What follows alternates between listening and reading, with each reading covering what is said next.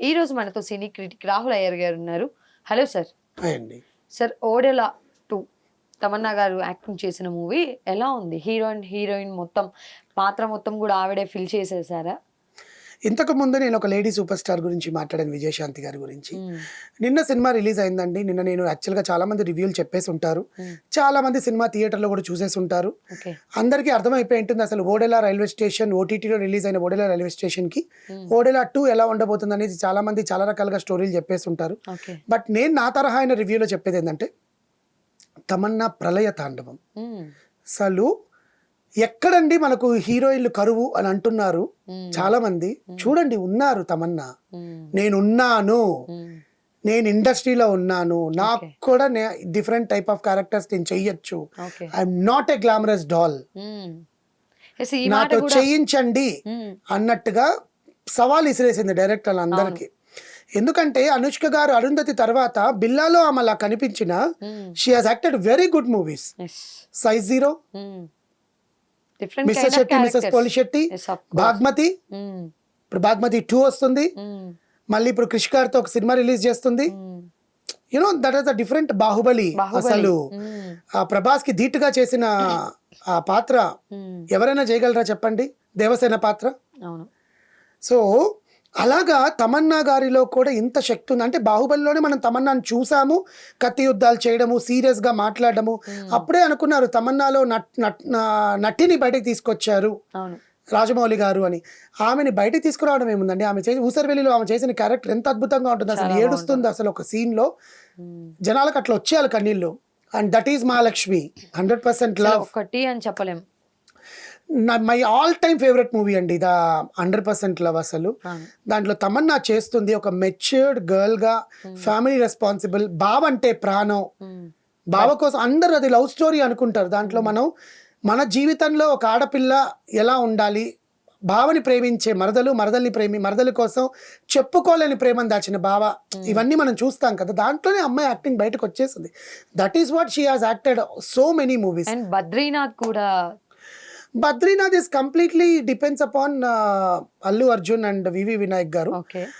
అంటే నేను తమన్నా గారిని దాంట్లో డాన్సుల వరకే వాడుకున్నారని మాత్రమే చెప్పగలను. అమ్మాయి నటిని తీసుకురాలేదు.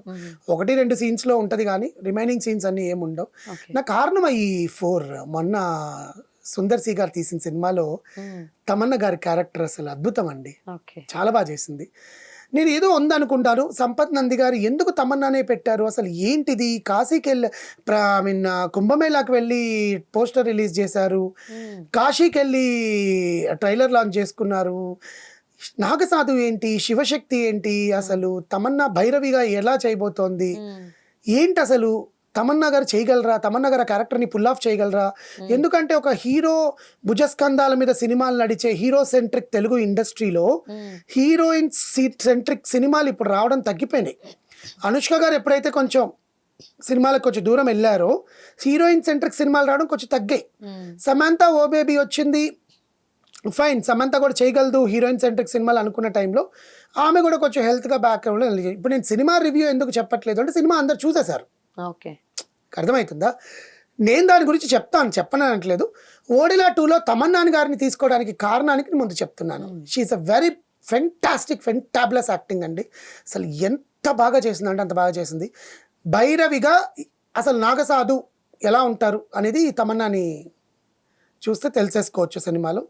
అడపా చిన్న చిన్న కటింగ్స్ అనేవి ఉన్నాయి సినిమాలో, కానీ సినిమా లెంత్ ఎక్కువైనట్టు అనిపించిందని చాలామంది అన్నారు. కానీ బట్ 5 గంటల ఫుటేజ్ని 2 గంటల 21 నిమిషాల్లో కుదించాలంటే ఎంత కష్టమో ఆలోచించండి ఒక ఎడిటర్కి. అండ్ డైరెక్టర్ అద్భుతంగా తీశాడు, చాలా అద్భుతంగా తీశాడు అశోక్ తేజ. అండ్ సంపత్ నంది గారు ఇచ్చిన స్క్రీన్ ప్లే, కథ, ఎక్కడైతే ఫస్ట్ పార్ట్ ఎండ్ అవుతుందో అక్కడి నుంచే సెకండ్ పార్ట్ మొదలవుతుంది. ఓకే. తమన్నా గారు ఇంటర్వెల్కి ఒక 15 నిమిషాలు 20 నిమిషాల ముందు ఎంట్రీ ఇస్తారు.